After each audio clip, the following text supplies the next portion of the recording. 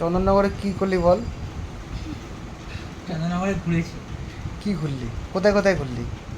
আমি তো ফার্স্টে শুরু করলাম বাগবাজার থেকে, না বাগবাজার থেকে না, আগে শুরু করলাম খলিশানি কলপুকুর ধার, আচ্ছা মানে চন্দননগরে নেবেই বাঁ দিকে যে স্ট্যান্ড আছে আচ্ছা সেখানে গেলাম। অনেকগুলো ওখানে 5টা 6টা বড় বড় ঠাকুর হয়েছে, ওই ঠাকুরগুলো দেখে তারপর চন্দননগরের রেল ব্রিজ টপকে এদিকে এলাম। এদিকে খলিশানি থেকে শুরু করলাম, মধ্যাঞ্চল, ফটকগোড়া, বাগবাজার, ওইদিকে আপনজন ফাপনজন সব দেখে বাগবাজার চৌমাথা দেখে চলে গেলাম ওইদিকে খলিশানি কলপুকুর ধার, নাড়ুয়া ফাড়ুয়া ওদিকে দেখে বড় বাজার ফড় বাজার ওদিক দিয়ে গিয়ে ঘুরে চলে গেলাম যেন বারাসত।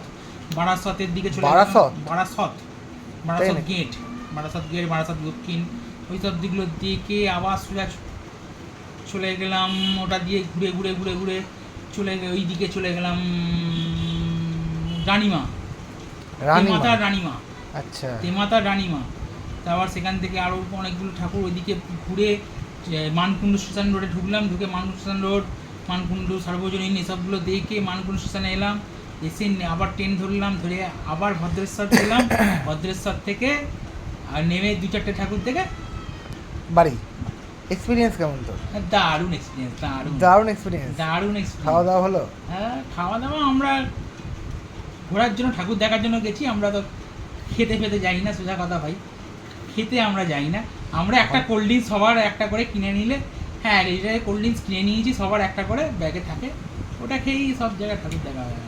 আর কি যা মোর কথা, ঠাকুর ফাকুর দেখা তাহলে ভালোই হলো। হ্যাঁ, মানে একদিনে গোটা 50-এ 55টা, একদিনে 55টা, একদিনে 55টা ঠাকুর? বাপরে বাপ! সকাল 9টা থেকে ঠাকুর দেখা শুরু হয়েছে।